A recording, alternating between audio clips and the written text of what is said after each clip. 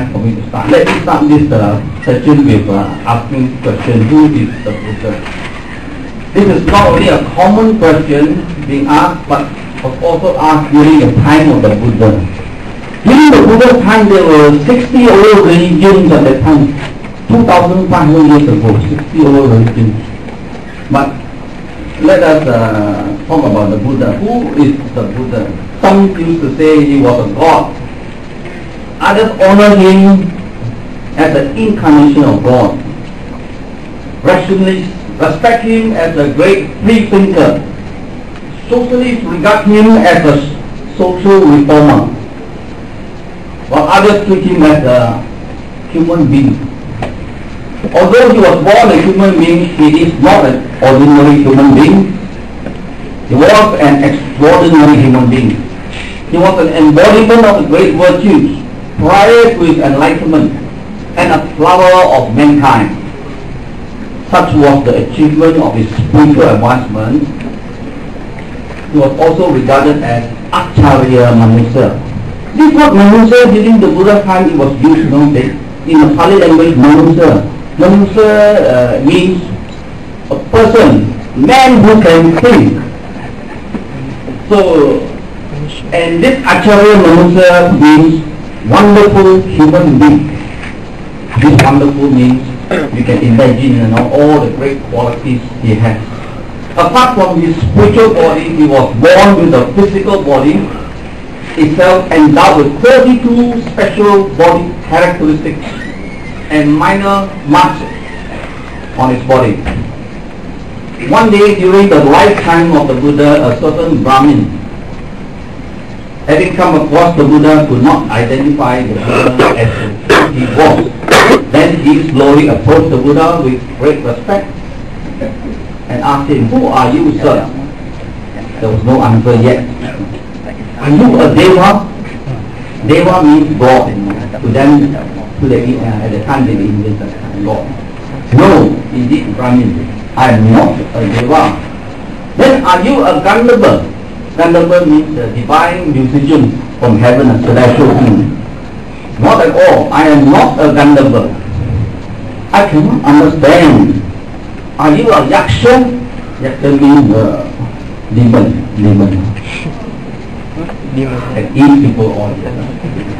"No, Brahmin, I am not a Yaksha." "Then are you a human being?"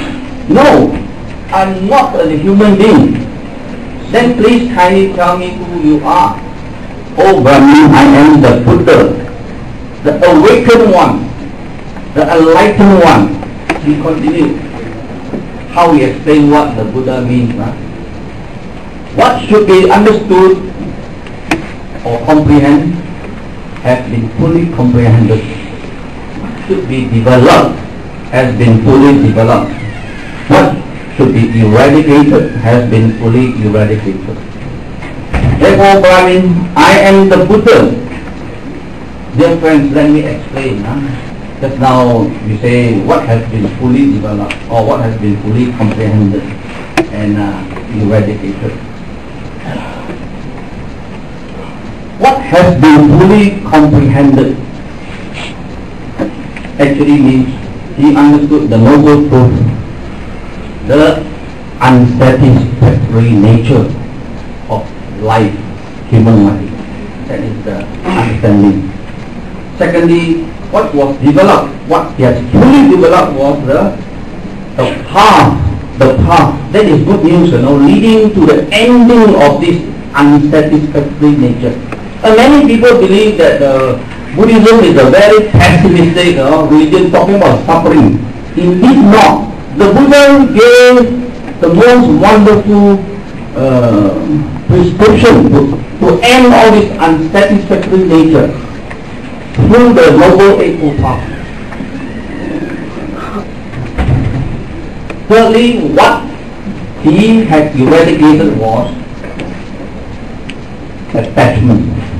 That means eliminate attachment, craving. Because craving was the cause of all this unsatisfactoriness. By eradicating all the cravings, the Buddha attained the extinction of craving, which is popularly known as Nibbana. According to the Gandhis, Nibbana Paramam Sukham. The highest happiness is the attainment of Nibbana. In simple words means Nibbana is the end of unsatisfactoriness. A point of note here is that each and every one of us, we have the seeds to become a Buddha. The Buddha did not say that I only am the one who can become the Buddha. Every one of us has a potential.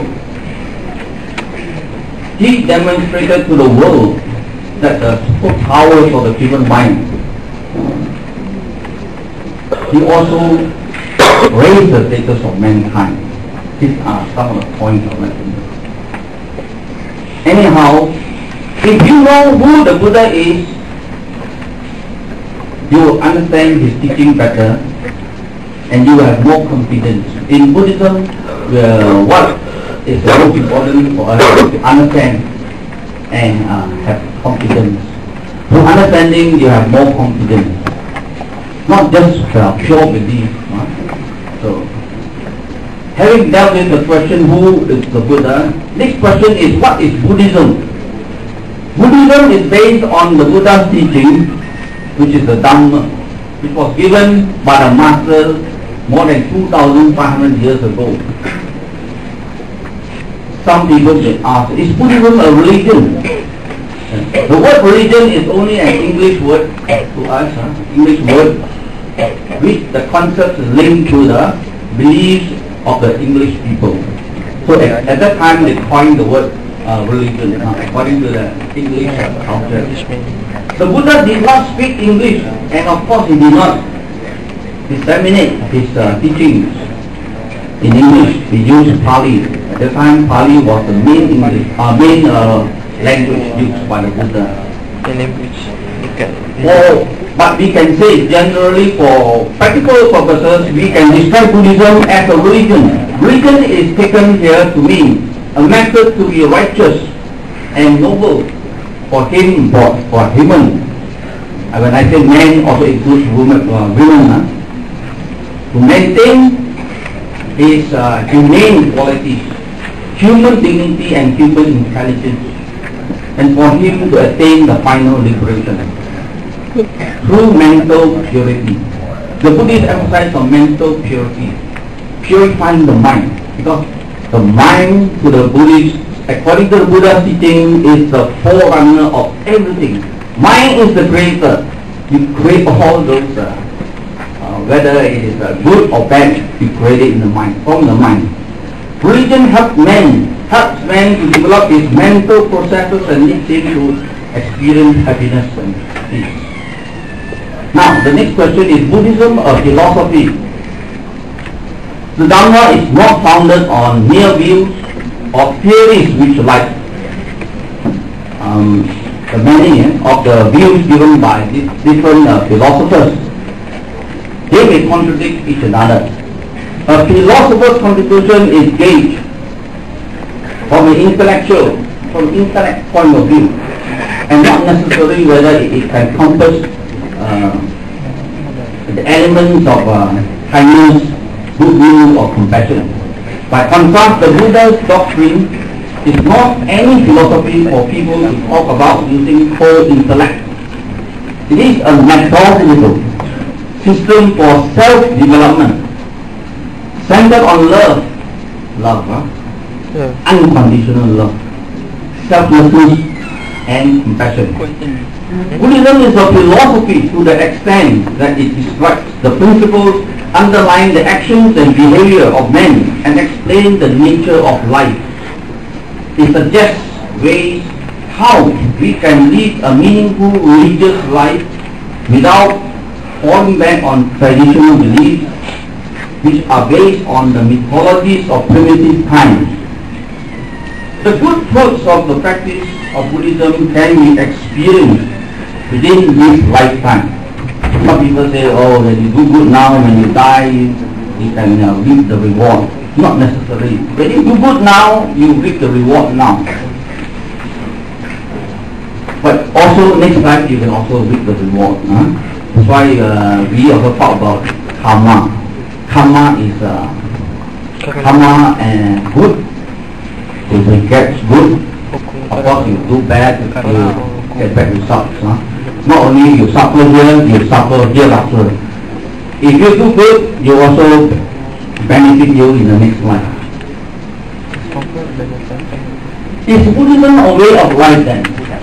Another question. Some say, oh, way of life. Because the Westerners, actually when you talk to the Westerners will say Buddhism is a way of life. But describing it as a way of life is not very sufficient to convey the full scope of the message disseminated by the Buddha. Buddhism is a rational, liberal and noble method for those who sincerely want to understand the reality of life.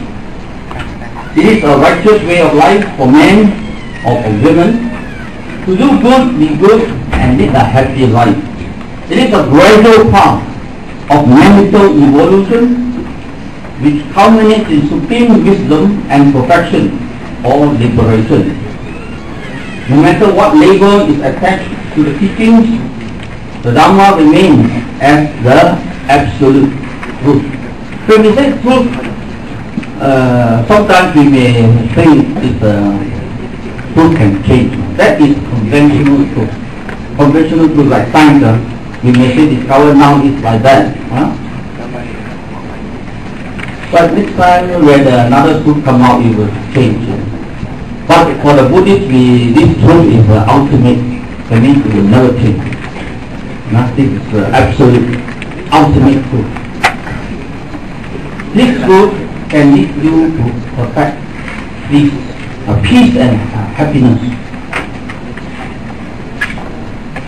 Buddhism as a way of life, one should not depend on just faith alone. Faith is very important actually, but just not depend on faith alone. As previous speaker has spoken, we must act on Buddhism is of do it yourself, a very practical religion. You must do it yourself. You must act on it. Practicing Buddhists do not worry about changing circumstances which are yet to come. They maintain awareness of their mental state. And the key to Buddhism practices is mindfulness. So mindfulness is, in simple terms, I would say highest alert. You are mindful. That means you are noting what is arising in the mind, arising of the thoughts. What are you thinking now? You can see the thoughts arising. At that time, if it's a good thought, you promote it. At that time, if it's a bad thought, you cut it off. You leave it in the bud. That's why for Buddhists, they must try to maintain calmness. They must maintain kind of alertness, mindfulness. Mindfulness what you see. In this way, you can purify your mind. This way. Of course, when you go for meditation, you go for higher states. They will teach you. They will show you all the states to lead you out of this world of life and death, birth, life and death.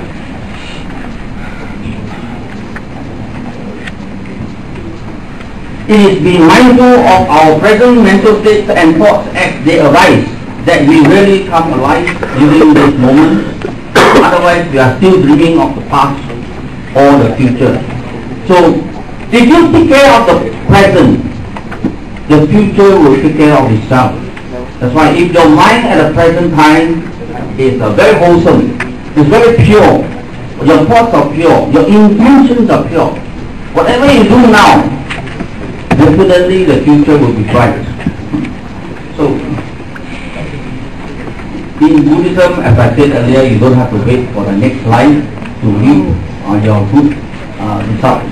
This life you experience good results. For the purpose of this session, I will also consider three aspects to understand and realize Buddhism. The first aspect is the intellectual aspect. To Through analysis, we can realize the truth at a deeper level, gain a proper understanding of our life and the nature of worldly conditions, and by doing so, gain more confidence and faith in the Dhamma. Buddhism teaches that despite the importance placed on reason in understanding and appreciating the Dhamma, our intellect alone does not lead to mental purification. You just know, you just have a knowledge. That's knowledge only. One cannot become perfect with mere intellect, no matter how well you develop it. The factual knowledge of the Dhamma by itself does not develop a person's humane qualities if he does not train and purify the mind. Such knowledge should be accompanied by spiritual development, made possible through practice of the Dhamma. The second aspect is the spiritual aspect. Spiritual perfection and accomplishment, which is most difficult but important, can only be gained through insight and realization, which brings about a complete transformation of one's thinking and action. Through mental purification, one realizes the absolute truth and achieves purity of mind. In this pure mind, there is no selfish desire. That's a very important thing. You have eradicated selfishness, craving, attachment, and that's why the mind, at that time the mind is very pure. The pure mind will enable a person to lead a noble life and practice important virtues such as honesty, selfless services, kindness, understanding, patience, and tolerance. The third aspect I want to talk about is the practical, which is the most important. Buddhism places heavy emphasis on practice. A person who is knowledgeable in the various doctrines but does not practice them is like one who could recite recipes, about the cookbook. They have cookbooks, you can recite all the recipes, but you haven't done any cooking yet. You have not tasted any of the cooking yet.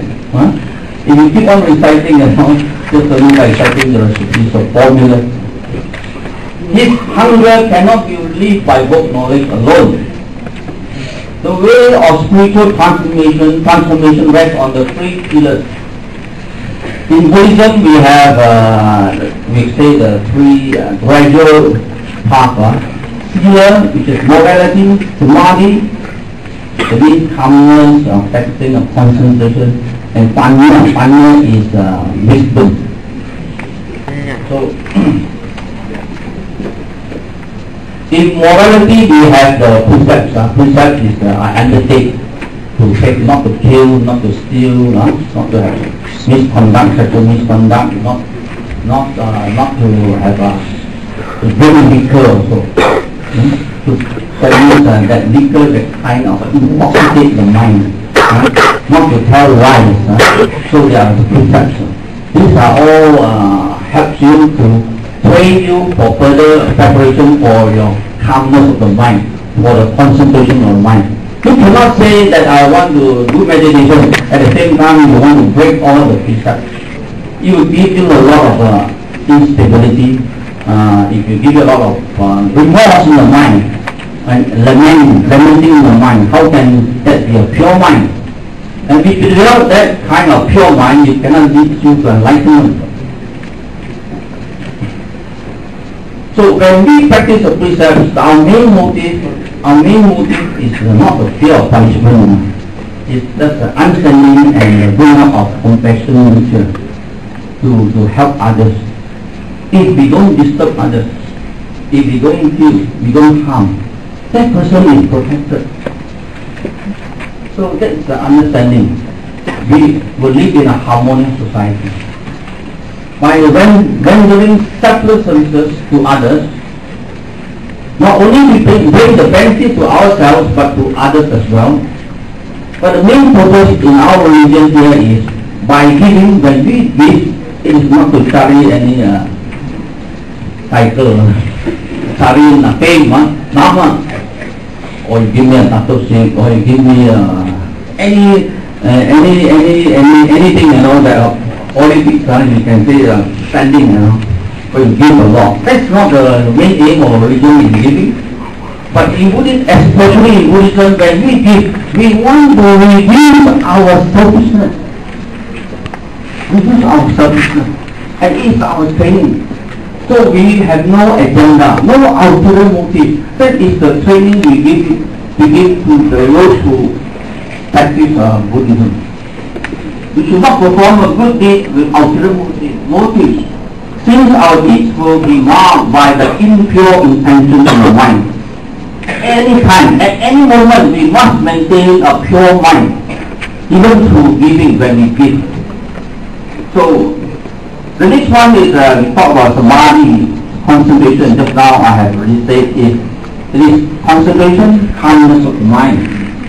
The third aspect is panya, wisdom, or realization. It goes beyond mere knowledge. Not just by reading a book, or you can intellect, you can discuss, you can memorize everything, you can answer all the questions.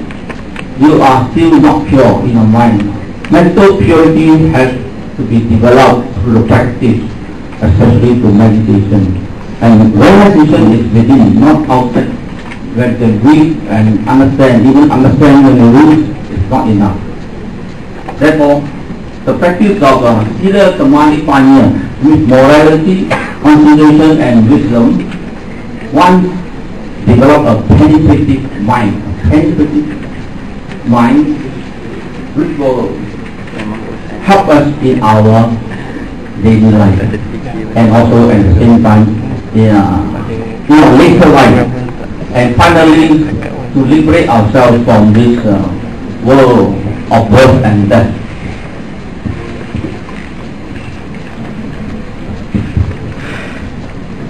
Buddhism talks about the mind. The mind, we can say, or what is the mind? Or where is the mind?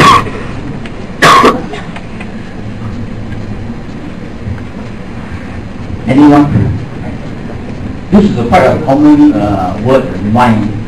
But the whole of the Buddha's teaching, we talk about mind and matter. The mind involves perception, consciousness, mental formation. So this is a very higher level of the Buddha's teaching. But of course, we don't have time to talk about this. So just now I gave you a little bit consciousness, the mind, what you are thinking, or perception, what you perceive is also is a mind. So the doctrine of karma and rebirth plays an important part in understanding Buddhism also, which we cannot do very much here at this session. But we talk about the Noble Eightfold Path. The Noble Eightfold Path is the solution.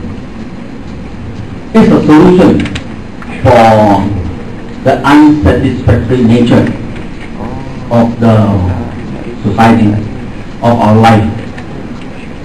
Noble Eightfold Path. The first is right understanding of the truth, understanding of truth. How many minutes to go? 1 minute only. Okay. I will roughly, right understanding, right thoughts, right thinking, right speech, right action, right livelihood, right effort, right mindfulness, and right concentration. So these are all divided into 3 categories just now, which I said: sila, samadhi, panya. Then morality, concentration, and wisdom. And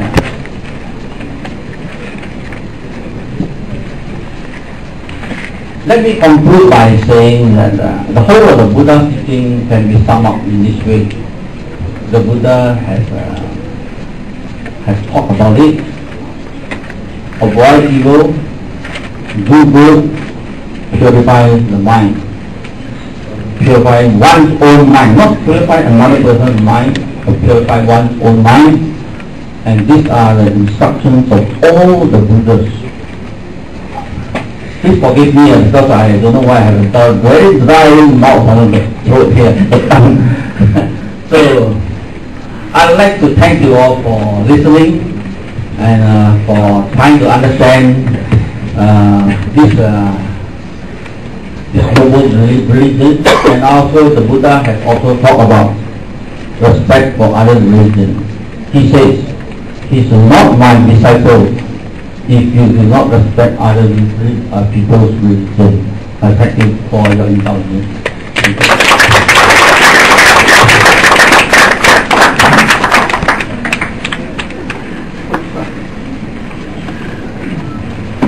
Thanks a lot, Mr. Kwang-Chee. 30 minutes and 13 seconds. Alright, it's very good to hear that from Buddhism we can have the teaching from the suttas, the basic teaching, the Abhidhamma, the higher teaching, and the Patikas, the rules. Without further ado, I would like to invite our final